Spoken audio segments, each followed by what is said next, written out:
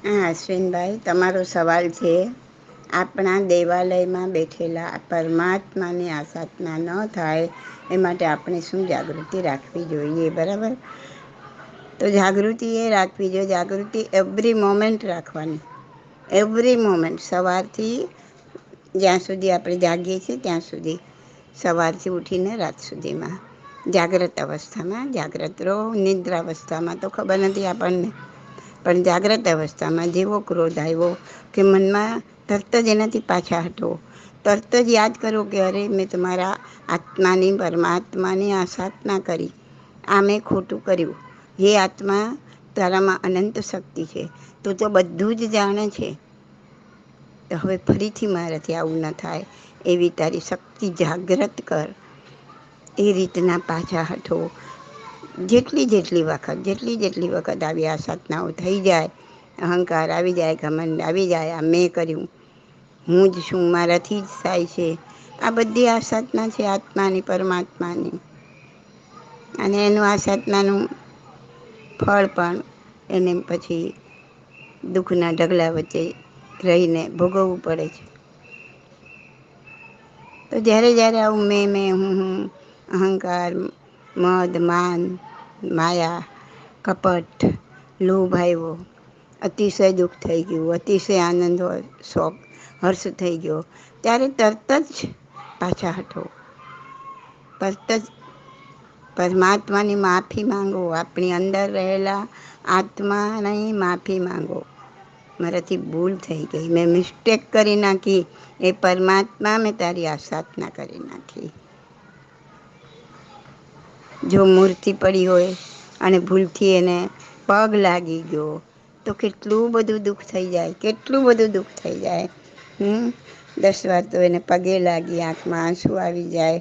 અરે રે, મારાથી પરમાત્માને પગ લાગી ગયો, મારાથી પરમાત્માને પગ લાગી ગયો. જો બાહ્યમાં આટલા બધા જાગ્રત છો તો અંતરમાં કેમ નહીં? અંતરમાં કેમ નહીં? આ પગથી એ વધારે ધક્કા મારીએ છીએ, પગથી એ વધારે કર્મોના ઢગલા કરીએ છીએ, પણ ત્યાં જાગ્રતતા નથી, એટલે કોઈ માફી નથી માંગતા આપણે. હવે ફરીથી ન થાય એવું પણ નથી માંગતા. અને જ્યારે એવું પણ નથી માંગતા કે ફરીથી ના થાય, ત્યારે ઓલોનો ગુણાકાર થાય છે, ભાગાકાર નથી થતો. તો આવી આસાધનાથી બચવા માટે જ્યારે જ્યારે મનમાં કે બાહ્ય રીતના આવા પાપસ્થાનક ઊભા થાય, સૂક્ષ્મ કે બાદર, અને ત્યારે એ જ ઘડીએ પરમાત્માને કહો કે મારાથી, હે પરમાત્મા, હે આત્મા, તારી આસાધના થઈ ગઈ, મને માફ કરો, ફરીથી આવું ન થાય એવું કરો. તો એક મોટું વૃક્ષ હોય, એક કુહાડી મારો તો એક જરાક એને ઘસરકો લાગશે, એનાથી તરત ઝાડ તૂટી નથી જવાનું. પણ એવા એક એક એક એક કરતા અનેક કુહાડા જ્યારે લાગશે, ત્યારે ઝાડને કમ્પલસરી તૂટવું જ પડશે. એમાં આવા કેટલા બધા કર્મોના થર આપણે લઈને આવ્યા છીએ, એના લીધે કેટલી બધી આસાધના કરી રહ્યા છીએ પરમાત્માની, આપણામાં બિરાજમાન આત્માની. તો આવો એક એક કુહાડો માર્યા કરો. આવા એક એક કુહાડા મારતા મારતા અનંત કુહાડા મારાઈ જશે જ્યારે, હા, અને ત્યારે આ જે અશુભ કર્મો કપાઈ જશે અને આત્માની આસાધના કરવાનું ઓછું થઈ જશે. ઓછું થતાં થતાં થતાં ક્યારેક નાબૂદ થઈ જશે. તો આ વસ્તુ કરવાની છે. આને જાગૃતતા કહેવાય, આને સજાગતા કહેવાય. જેવું બન્યું તરત ઓન ધ સ્પોટ પાછા હટો. એને પ્રતિક્રમણ પણ કહેવાય, એને ક્ષમાયાચના પણ કહેવાય. બીજો તમારો સવાલ છે કે સામાયિક કરવાથી આપણા આ બધા કર્મો ઓછા થાય, જાગૃતિ આવે.